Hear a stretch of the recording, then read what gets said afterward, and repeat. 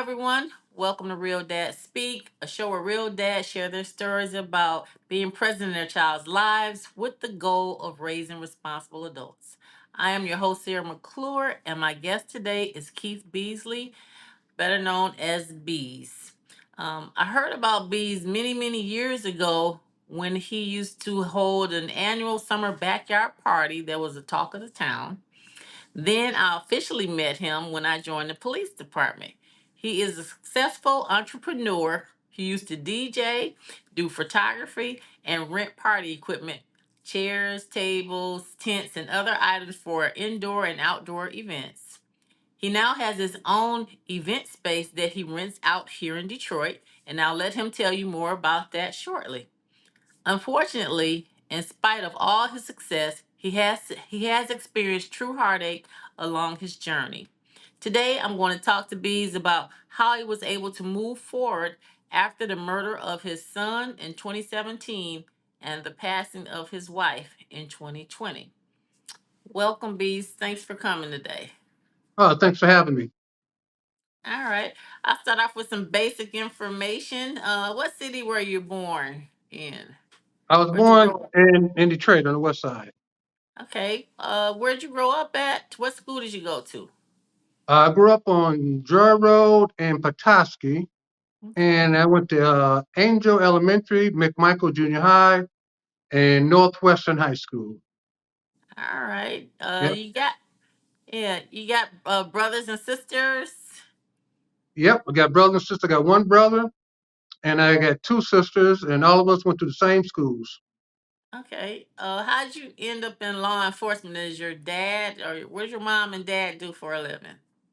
My father, he worked for Ford Motor Company for about 42 years.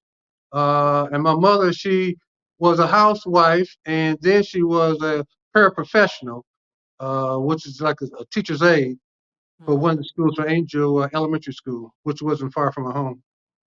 So how did this law enforcement career come about? Well, you wouldn't believe how that came about. If you're old enough, it was a show called Adam 12 Oh yeah, with Kent McCord and Jim Reed. yeah. That was my favorite show. I used to watch that all the time. And to the point where I was like, oh, okay, I think I want to be a police officer. And that encouraged me to be a police officer. Just watching that particular show, it's something I always wanted to do. It seemed like an exciting job. I always had exciting jobs. Hmm. So what your parents say about that? You wanted to join the police department, especially your mom. My mom was a little hesitant. My father was real laid back. He really didn't say much. You know, he just said a couple of words and you knew exactly what he meant. Either it was yes or no. But my mom, since I am the youngest, my mom was like, I don't know if I want my baby to be on the police department. But I said, I'll be all right because at that time, it wasn't that bad. It's been a police officer in Detroit. Okay. What did your brothers and sisters say? Oh, they was excited. They was excited. Yeah, Yeah. yeah. Because I didn't have only had one other person in my family that was a police officer, and I think he was working in homicide. Michael Brock. That's the only relative I had on the job. Okay. So you became a police officer and you got this good job, so you decided to get married and have a family? Yeah, I got married in uh, 1985, Mhm. September 1st, 1985.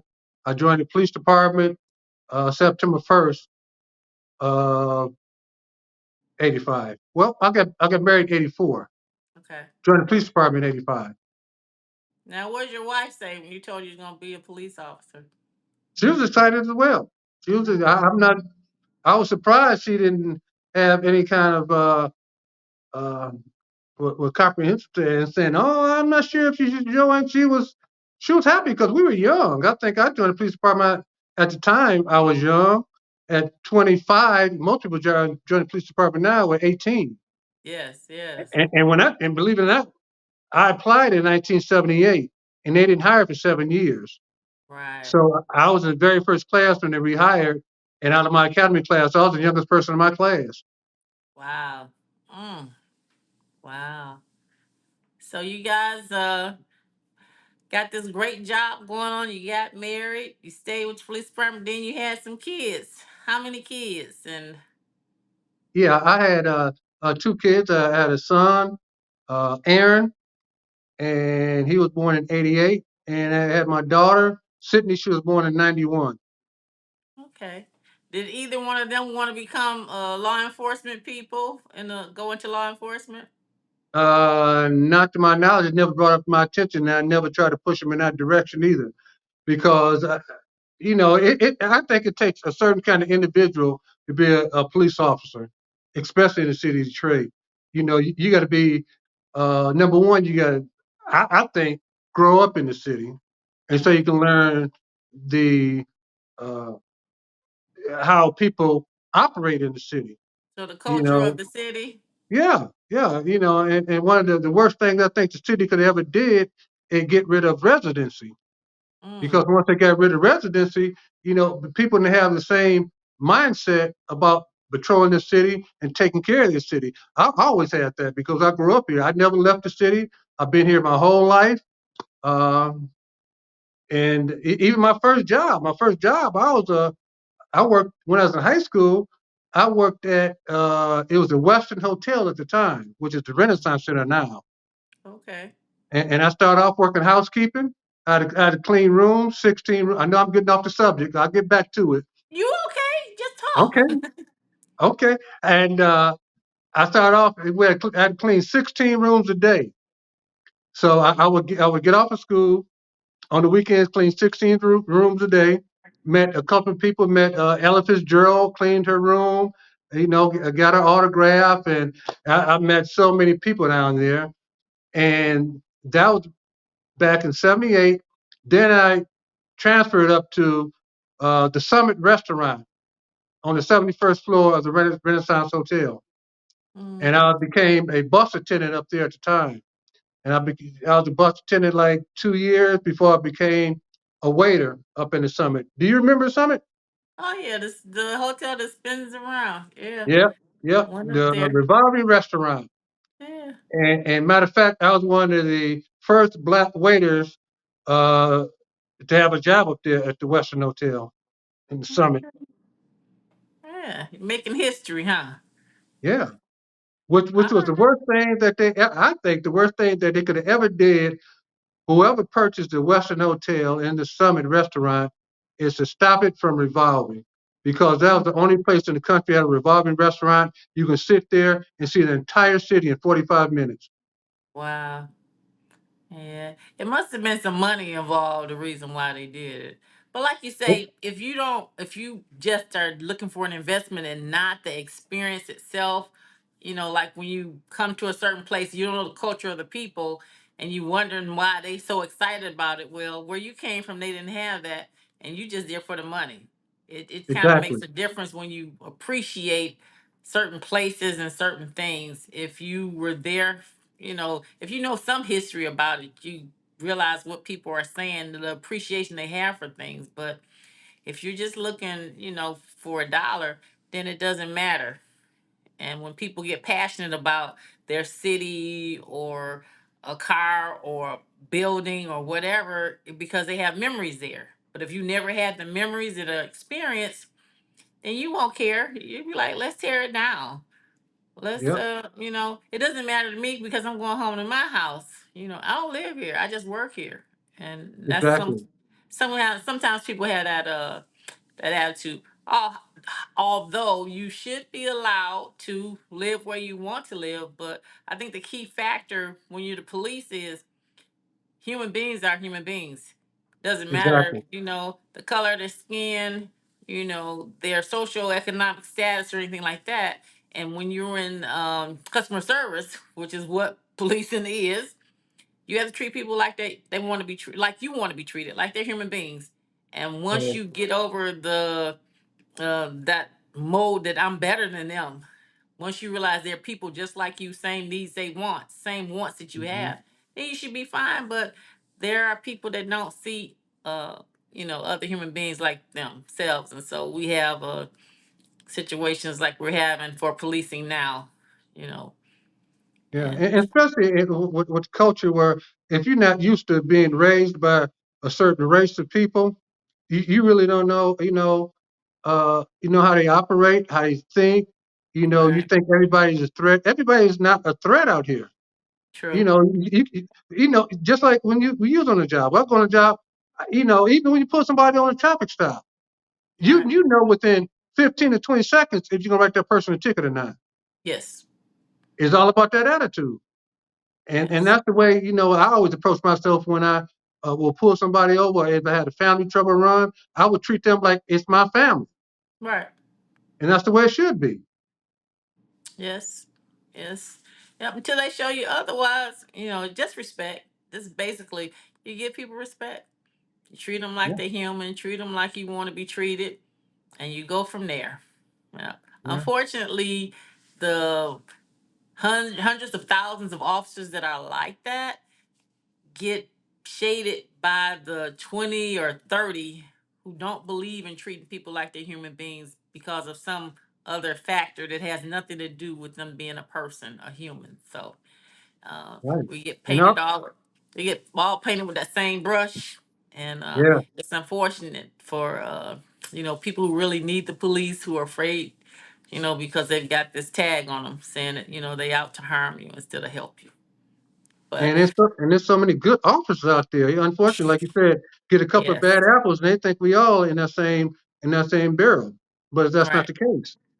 And it's really bad when law enforcement, I mean, when the legal system says, yes, they were justified in their fear and using fatal force to, stop a harm.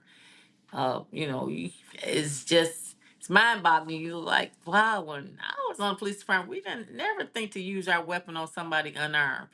Exactly. You just, if they don't have a weapon, if they're running away from you, why would you pull a weapon on an unarmed person?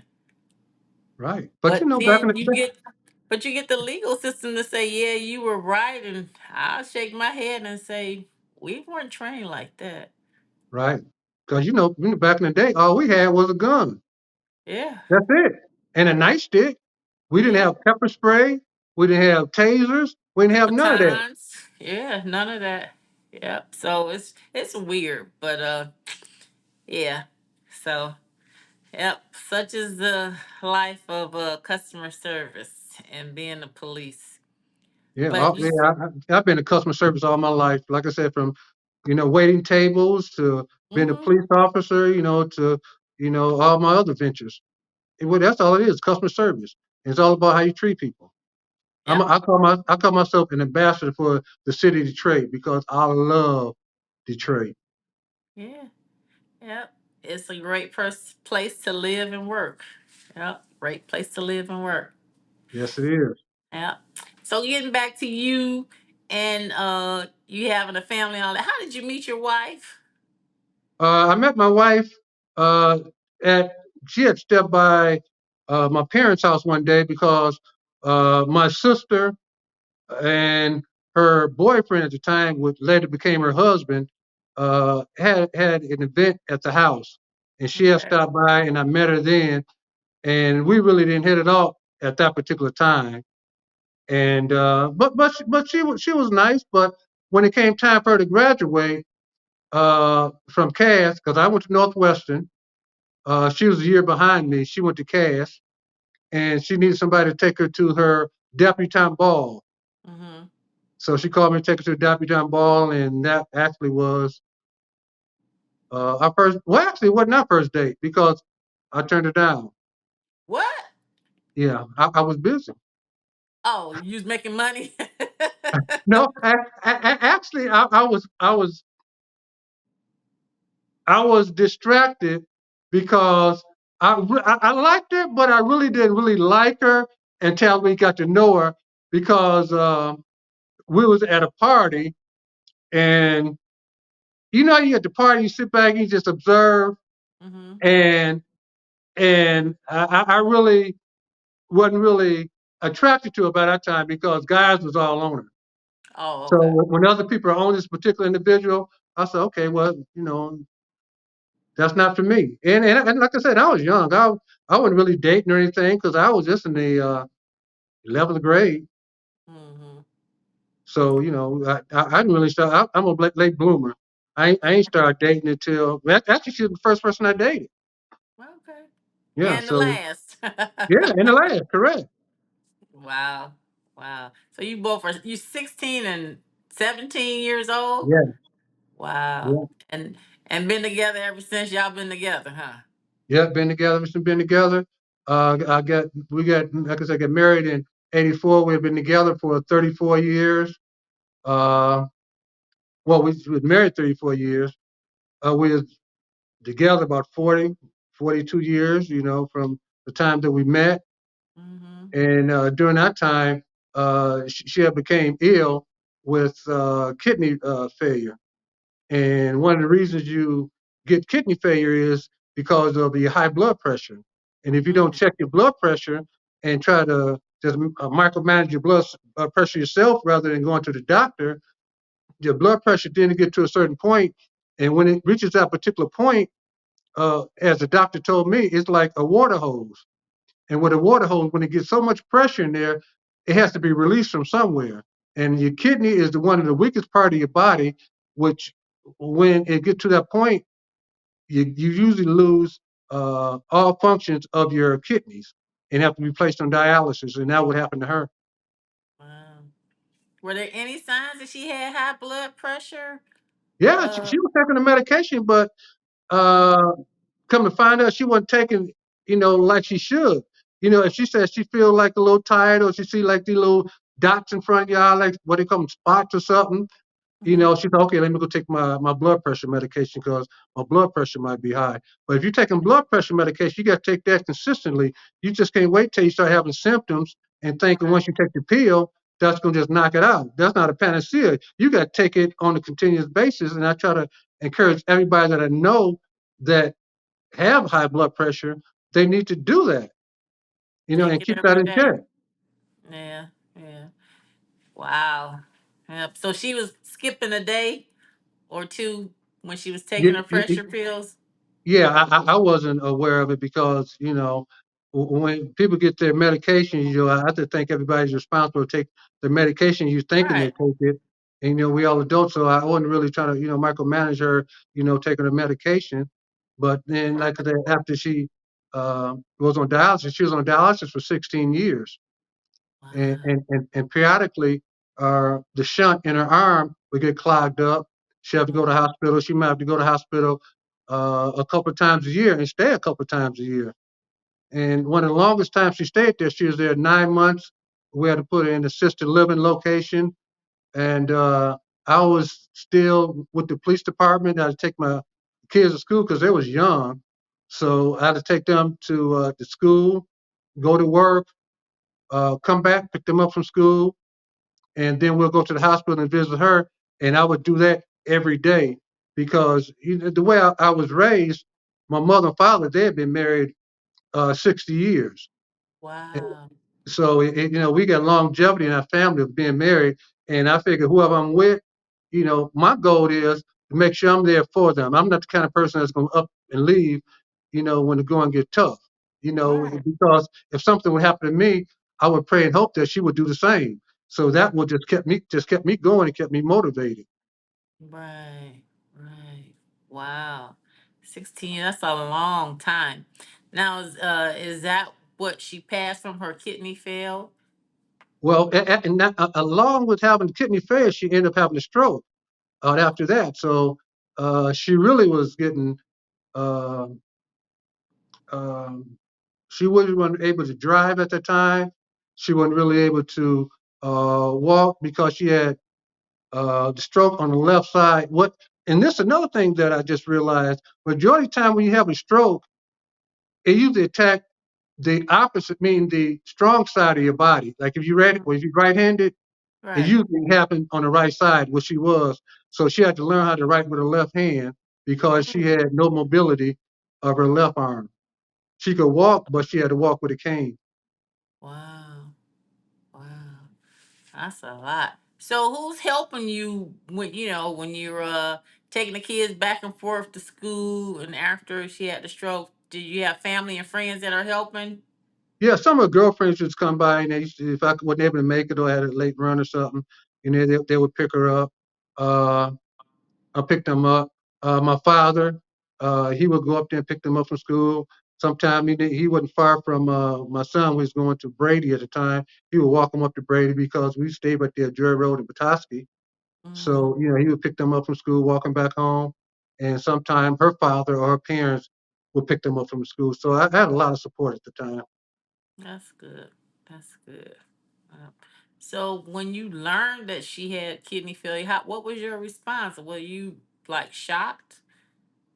I wasn't really shocked as much as I was, um,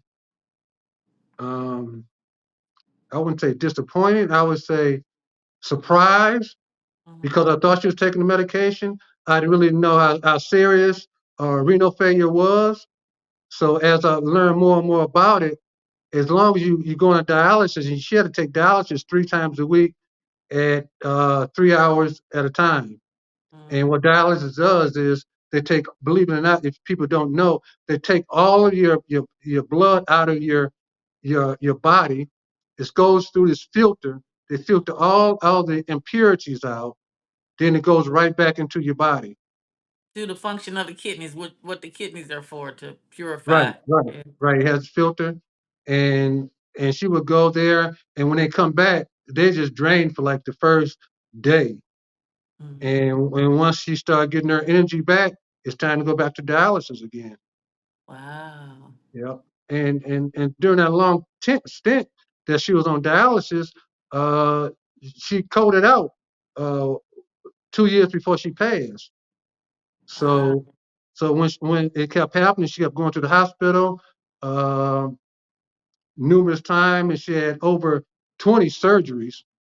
Her stent, like I said, her stent in her arm would get clogged. She has to go in there for that. So after last time, when she had her, when they coded her out and they brought her back, she said she didn't want to be do not resuscitate the next time Wow.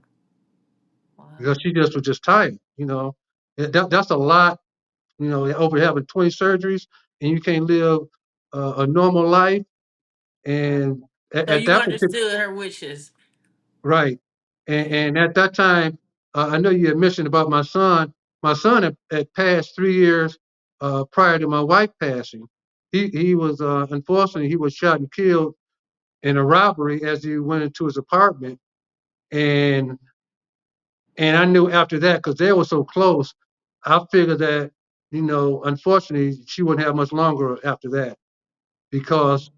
she was just that was her guy. He did everything for her. And that was a huge hurdle for us. Mm-hmm. Wow. Wow. So did they arrest the people responsible for his death? Yes, fortunately, we have one of the best homicide unit in the city of Detroit.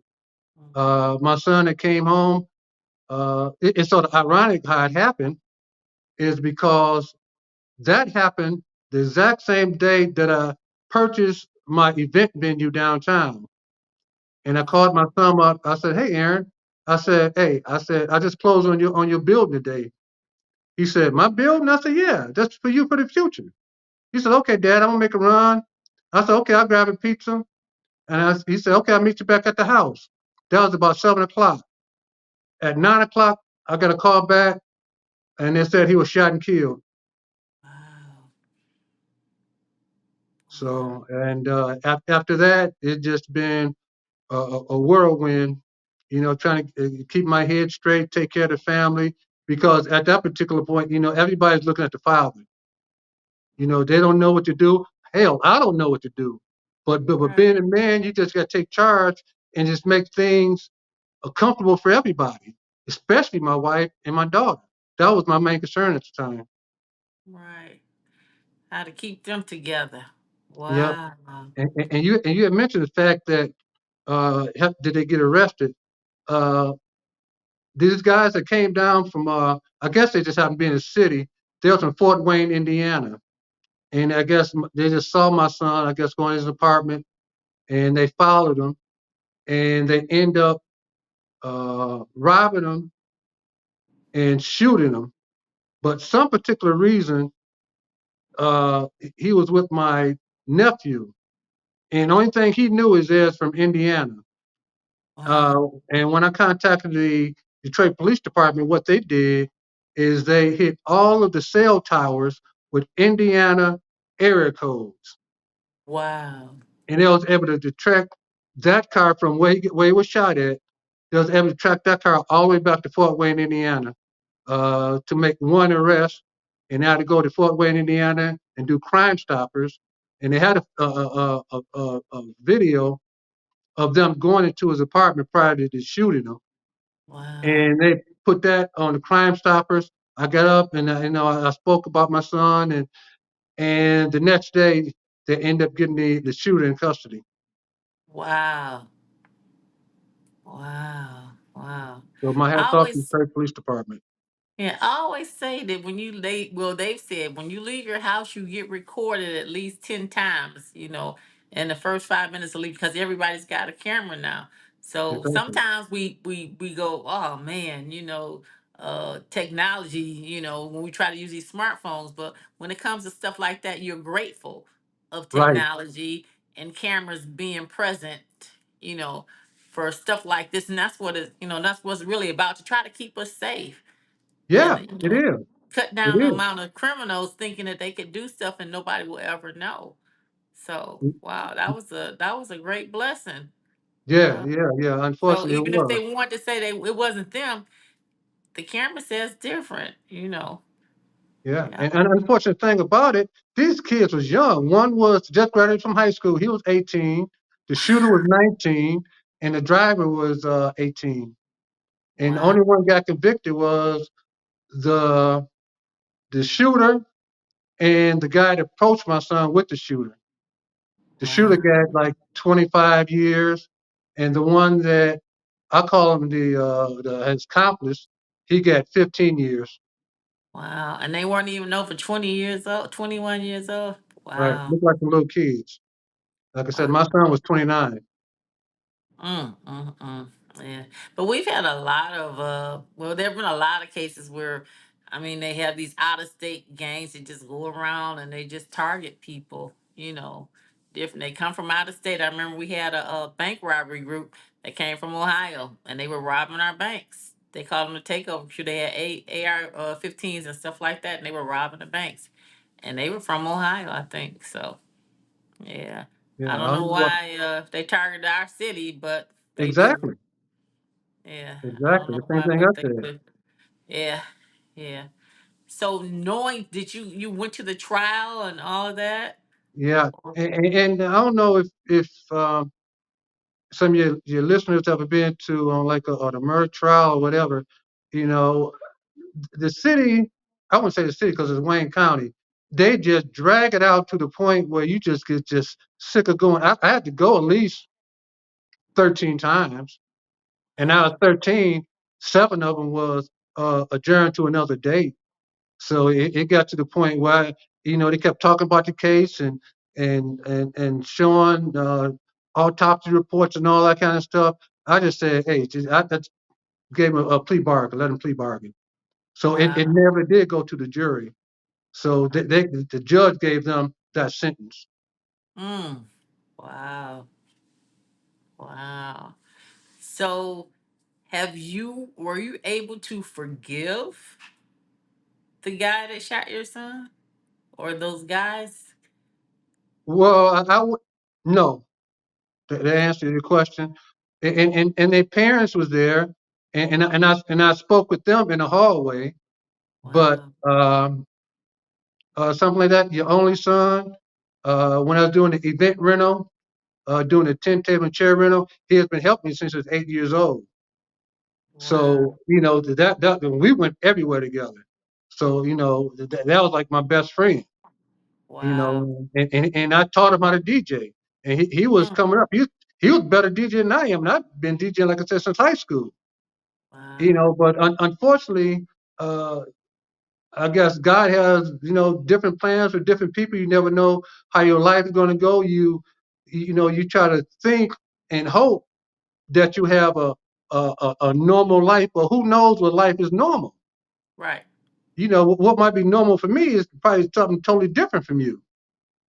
So, Exactly. so in that case, um, it's a hard pill to swallow, and I'm still going through some anxiety, over the whole thing, because I think back in my head, I was like, well, what about if I was there when it happened? Because Right. we supposed to be getting together. Right. So all that goes, but then it could have been worse. I could have got shot, and he could have got shot. So who knows? God could have been protecting me that particular night. Yeah, this is true. Yeah, this is true. Wow. Um, whew. So we know grieving is different for everyone. Um, did you consider getting counseling to help you with your loss and grief, or did you find another way to get you through um, the Well, loss? I try to handle it myself. I have an excellent doctor at Beaumont. I went and seen a couple of therapists, but um, maybe I haven't found the right therapist because Mhm. I can't. Unfortunately, I can't go to a therapist that's not the same race I am, and unless they got the same background. I can't go to a therapist that's 31 years old and trying to tell me what I'm going through, and they never had any kids, never been married. You can't tell me, what I should be doing. Only Mhm. thing, is book. I need somebody that's got experience, So the two that I went through, I found that it wasn't helping me at all. Okay. Mhm. All right. Yep. So what I try to do is keep So, busy, and like I said, my business, and that's about it. what about your family and friends? Are you able to sometimes sit and talk with them and just be able to just communicate your feelings or anything like that? Well, yeah, I got a couple of friends, I talk to, let them know. And Mhm. I had a good friend of mine who started with me when I DJed. And unfortunate thing about that, we had when me and my daughter, him and his daughter, after my wife's funeral, we just had to get away. So we went on a cruise. When we came back, he went to the doctor. They say he had stage 4 lung cancer, and he Wow. died 5 months later. Wow. And, Mm. and, and we like grew up together. So it seemed like all that happening at once. My sister Mhm. passed away 2 weeks before my wife passed away. So it was like just one after another, one after another. And you Mhm. would be surprised how many people that you see at the funeral and say, "Oh, if you need anything, just give me a call." And if you're going through something, why should you have to call them? It seems like they should be calling you and see if you all right.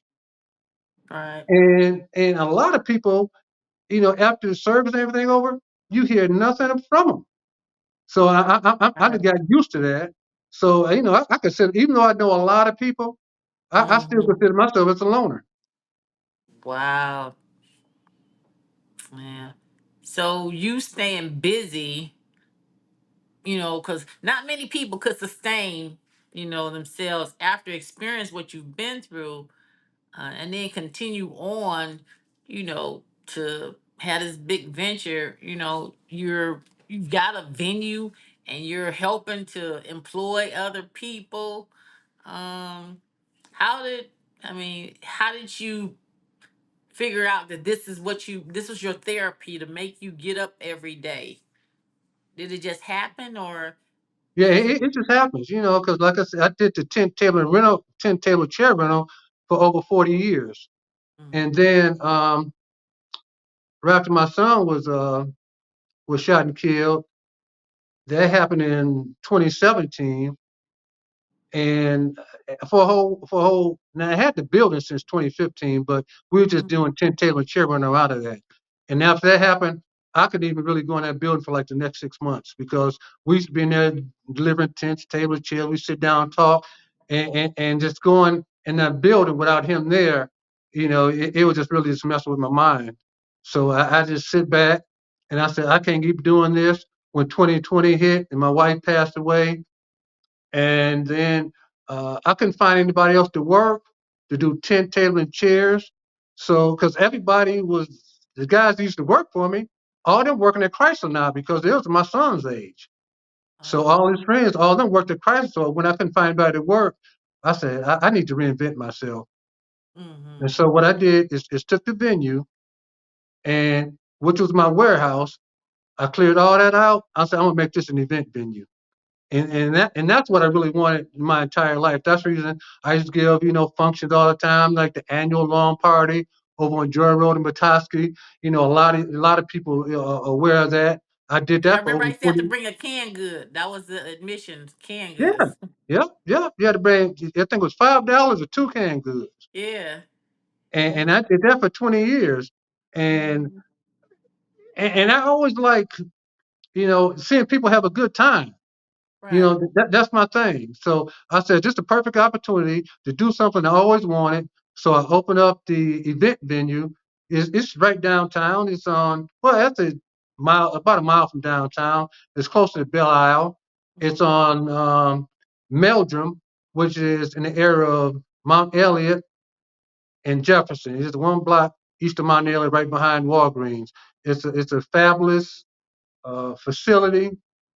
Gutted it out, and my mind is out there. So I dream of things I want uh, the venue to look like.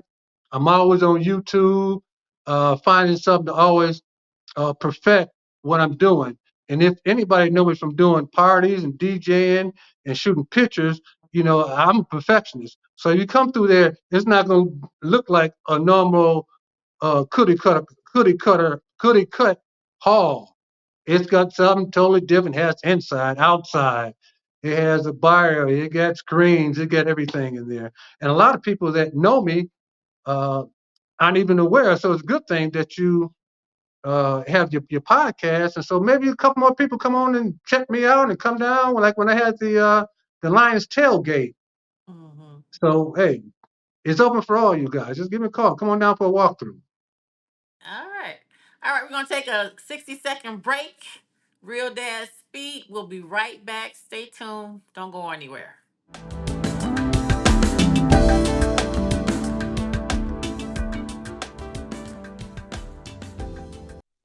The holiday season is just around the corner, and that means birthdays, anniversaries, company events, and so much more. Well, we found the perfect place for your next event, meeting, celebration, or whatever it is that you want to plan. And it's right in the shadow of downtown Detroit. Welcome to the Channel One event venue, the perfect place for that special event. It doesn't matter the season. You can enjoy our spacious mood-lit event space inside or enjoy our private courtyard outside. Give us a call and reserve your space. Bookings are going fast. The Channel One event venue, located at 444 Meldrum Street, just off Jefferson, in the shadow of downtown Detroit. Call 313-670-7646. By the way, it's also the perfect place for the concert after party. The Channel One event venue.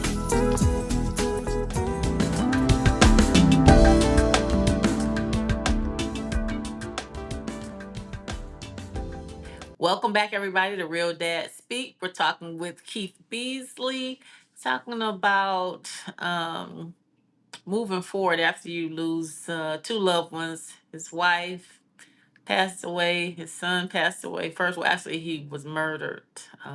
And we're talking about how you're able to have the strength to move on after losing two people that you love very, very much. So now we've come to the part of the show called my final five. It'll be either a question or a fill in the blank. So, Keith, aka Bees, number one of the things that most people misunderstand about grief is that grieving is different for everyone because the relationships with the person they have who passed away is different. Each relationship is different. So you a lot of people will say, "Well, I know how you feel," or "I've been there where you are," but each relationship that you have with a person is different. So even if a person has 6 kids, all 6 kids won't have the same relationship with their mother or father. So if they pass, the grieving part for them will be different. Some will cry for a day, some will cry for the rest of their lives. Some will cry at the funeral and then they don't cry anymore, but doesn't mean that they didn't love them. So, so hearing that, do you have any advice for people who are trying to comfort the person who is grieving? Well, you just got the person that's grieving. You just got to let them just take their time. There's no time limit. Right. Uh, you know, it's two parts for me. Like with my wife and my son. My wife, she had been sick for so long, and she had been in the hospital for so long. I had to almost get my mind set that I don't know when it's going to be. It could be today. It could be 5 days. But I had to get my mindset and get um, everything in order just in case she did pass. So that was a little bit different. Mm-hmm. Even though we had been together since high school, and it was easy for us because we knew each other, backwards and forwards. Even though she was sick, and sometimes she couldn't communicate exactly what was wrong with her. If she was in the hospital or something, she would write it down, or she was look in my eyes, and I can just tell, Mm-hmm. if she needed some kind of attention or something like that. And so that brief was a little bit different than my son. And if anybody that had ever lost a child, that's way up there. You think Mm-hmm. losing your parents is up there? It's not the same as losing a child. That is a gut punch right in your stomach because you think about them, you think about your life, and you remember them as being small and all the stuff that uh, you put into them, and try to make them be the right young man, be respectful, take care of the family, be able to uh, run the family if something would ever happen to me, because like I only had one son, but when that happened and it's a shock, that cannot prepare you for what you're about to experience. Wow. And what I try to do is try to remain positive. Uh, uh, I talk to God all the time, and just anyway, I could just be and just getting up in the morning and just talking to God, saying, "Hey, thank you for just letting Him be in my life for as many years as He has been. Thank you for giving me the strength to get out the bed." And believe it or not, sometimes it's on me so tough I don't even want to get out the bed. Even now, it just strength. It just drains you. You feel fatigued. You feel tired. You say, okay, what can I do to get out of this funk? And Mm-hmm. you try to do certain things and try to stay busy. And when I have an appointment or something like that to meet somebody at my venue, that gives me the encouragement to get out the bed. But some days I'm still going through it. So to answer the question, if somebody's going through some grief, just have them, or going through a tragedy or something like that, just give them time. Don't try to rush them and say, how long is he or she is going to be feeling like this? It's no time limit. Right. You got to take one day at a time. Yeah. Yeah. Yeah. All right. Number two, what was it about being a dad that made you the most grateful? The most grateful I think is raising a family that was respected, teaching my son and daughter, you know, good from bad, right and wrong. Because we're from the old school. We majority of people around our age usually raise our kids the same way that we were raised, even if they don't like it or not. Right. You know, they know they got chores, but they're gonna try to play us like they don't. They know every Wednesday they're supposed to take the trash out, but you Mm-hmm. still gotta go tell them take the trash out. They know they see dishes in the sink, but you still gotta tell them, hey, go in there and clean the dishes. So my thing is, I would try to push them if they didn't want to do certain things. I just would take certain things away. Okay, well you can't use the car today to go somewhere. You got to take things away from them. It's not all about even though you might have to get with them every now and then. Right. But it's all about taking things away from this generation because it's a whole different generation from what we was raised. You know, if your parents say, "Hey, when I come home, this kitchen better be clean," you know it better be clean. Better It be wasn't no clean. ifs, ands, or buts about it. It better be clean, or you know the Yes. consequences. You know, Yes. hey, go upstairs. I'll be up there in a minute because you know what's coming next. Mm-hmm. Mm-hmm. Yeah. So now you're grateful about being a dad. Did the passing of your wife change your thoughts about marriage and relationships? I mean, like, if you did it put fear in you that if you got married again, something would happen to your spouse? No, I don't really think of it that way. If I do finally find the right person, uh, before uh, my wife passed and I saw her coming, I said, if anything ever happened, I probably would never get married again. You know, but I never say never. But if I find the right person that we hit it off right, the right vibe. But you know, I'm the kind of person. I'm a free spirited. I like to go and come when I please. I can't have anybody trying to micromanage me, who you talking to, where you been, how long you be gone. I don't need all that. You know, because if you trust a person, you know you're gonna let them know where you're going. You Right. know, it shouldn't be like a, a, a father a father daughter or a mother son with your spouse or whoever you're with, and we didn't have that at all. You know, so looking back at how we were, it's going to be a little bit harder for somebody to not really step in those shoes, but to um, know where I'm coming from.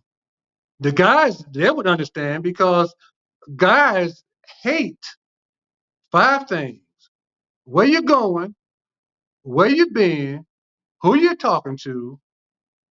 Uh, you make me forget the other two.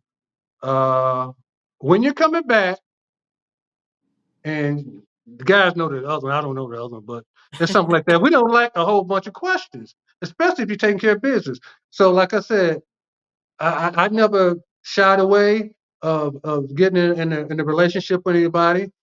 I just have to find the right person that you know that hits strong.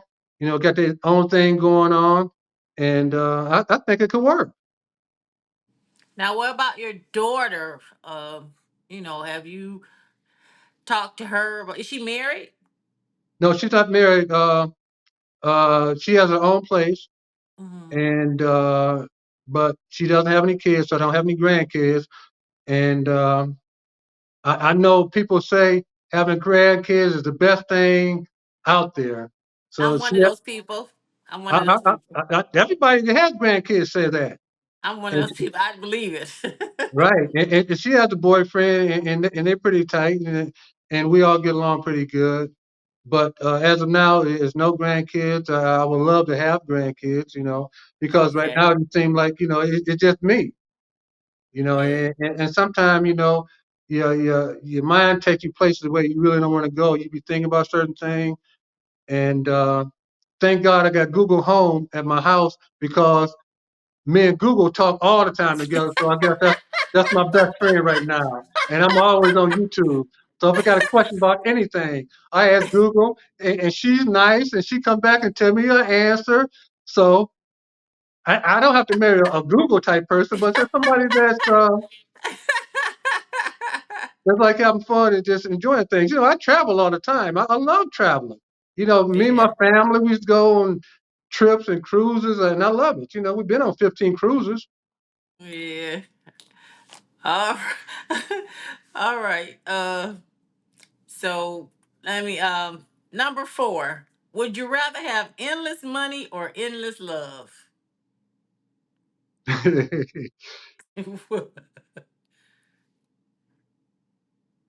I think I would rather have. Now? What's your description of endless love? Before I put my foot in my mouth. What you and your wife had? Oh, I definitely rather have endless love. You got endless love. If you got endless love, you get money. Yeah. All right. Now, It'll come if you're the right person. right. But All right. if you get endless money, you might not. It's if you can't share it with somebody and you got a whole bunch of money, you can't share it. You're not gonna get the love. All right. Yeah. I was just wondering because you've been through so much. I was like, um, does that situation harden your heart a little bit? You know, when you lose people close to you and then you lose them close in proximity of time, how does it affect you? You know, like, because I know sometimes you don't want to get out of bed. Um, just wondering, you know, but you say you get up talking to God, and I guess that is your strength. It is. It is. Okay. You got to believe. Everything happens for a reason, even though we don't think so. Sometimes you're like, why is this? Why did this happen? And why did it happen so, back to back? It seemed like tragedy was back to back to back. Then 2020, then we all lost a slew of friends. Right. And then you start thinking, what is this world coming to? So it didn't make me hard or anything. I'm sort of, welcome the fact to meet the right person because I think that helped me get back on track. Yeah. All right. Question number 5, and the last one is a fill in the blank. So, what does the future look like for Channel One event venue? Fill in the blank. In 2025, Channel One event venue will blank. Well, we could start with 2024 hitting in 2025 Okay. because we have right now I delayed a huge concrete slab outside of my venue because it's inside and outside. Got Mm-hmm. 10,000 square feet outside grass. Going up next week, I got a 30 by 60 wedding tent going up. That's huge. It can hold up to 125 people just under the tent outside alone. And Okay. and not only that, on one of my on the top of my building is a flat roof. So what I want to do, I want to put an open air deck on top of the venue. Okay. So and it's the way it's structured around, it's not really like a cabaret kind of thing. It's more Mm-hmm. like a family oriented weddings, Mm-hmm. Okay. birthdays, anniversaries. Unfortunately, repasts. We have more repasts there than anything. But Um, those are the kind of venues. I mean, that's the kind of venue I have, and those are the kind of customers that I like to see come there because we don't have places like that. And right. the way it is structured, as soon as you walk in the front door, even though you see the outside, it is nice. We got parking lot on both sides of the venue, street parking. Once you walk in, everybody always says, "I had never thought this would look like this on the Right. inside," because it's just a brick structure on the outside. With the painting, my China One blue outside and my logo sign say China One event venue. But when you walk in there, it's like the lawn party again, but on the inside. Mm-hmm. Everybody is like it's friendly. We never have any kind of commotion. It's just everything is family oriented. So if you're thinking about doing something, even family reunions, Mm-hmm. that's what I always wanted to do. I never wanted to have a bar. We don't Mm-hmm. have where like we don't have a liquor license. So if you have an event like a family reunion, you're perfectly welcome to bring your liquor in, but you just have to just make sure you got a licensed bartender. If you don't have Right. one, we can provide for it, and you bring your own food in. Okay. All right. Well, that sounds very good. That's something to keep you moving each and every day to get up out of that bed. It Yeah. is. It is. It is. It's just hard getting motivated sometimes. And what I just recently started doing is I just signed up at Planet Fitness, and Okay. then and they got a new one over there in the new center area, and I've been going over there now trying to get my steps in, trying to get at least 8 to 10,000 steps in a day because last time I went to the doctor, said my cholesterol was a little bit higher than normal. So he said one thing you gotta get try to get motivated. I know that where that's from eating all them fried chicken wings from all them tailgate parties I've been having when the Lions was winning, which I don't very seldom eat any fried food. Wow. And I think it's from that, and as well as not being active as well as I should. So I'm trying to motivate myself to get my steps in at least 3 or 4 days, off the week. Okay. Uh, well, that's good. Well, thank you, Bees. I appreciate you. Okay, Um, you're welcome, sister. Yeah, I'm sorry for your losses, but God has held you up pretty good, and He's got you moving along in spite of you still grieving, even though you're moving. And Yeah. you know, it's just good to know that we don't have to get stuck when we lose somebody that we love. We could still get up in the morning and do stuff for ourselves and for others. Because I think it's great that you are employing other people. You know with your venue and Hmm. helping to serve, the people here in the Detroit area. So it's a win-win situation. Yeah, like I said, I've always been a trader. I'm pro Detroit, and when people come to town, I always like to come to the venue. I always tell them, and this was one of my main things when people used to come and rent tent, table, and chair from me. Mm. They'll say, "Okay, we're gonna stay out in Dearborn, and then we're gonna go to Lower Huron for the picnic, and then we're going back. Well, we're gonna call that the Detroit reunion." How was that a Detroit reunion and they not even in Detroit? That's like you can have a reunion in L.A. or New York or New Orleans, and you never see New Orleans. So, my main thing is try to, uh, motivate more people to come and spend time in the city, and and and this is going back to what you said earlier. This is where I get my most peace at, believe it or not. Is going out to Belle Isle and just sitting and looking at the water. I get so Mhm. much peace doing that. Yeah, yeah, Yeah, that's our island. So hey, you got to do what you got to do sometime. But like I said, uh, it's been rough. I just try to, I think about my daughter and try to keep her motivated because right now it's just me and her. So yeah. and I always had, from back in the day, I used to always have parties, you know, lawn parties at my house. I just love entertaining. I love seeing people have a good time, and that's Mm. always been my motivation. And that makes me feel good when I get out and shoot pictures now, or if I go sit in for somebody, the DJ, even though I stop DJing, it motivates me and it helps me get me out of that funk that I'm in.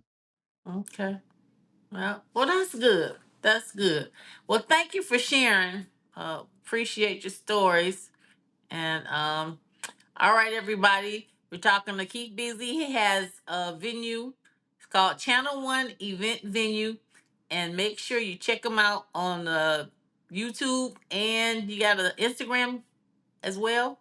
Yeah, Instagram is I don't use it that much. If you just put uh C1 event venue. Okay. All right. C1 event venue. And you also can go on Instagram. You can go on, and we also have a website, www.channel1eventvenue.com. Okay.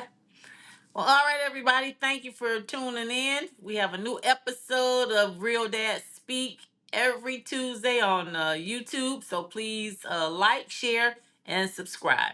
And we will see you on the next episode. Thanks.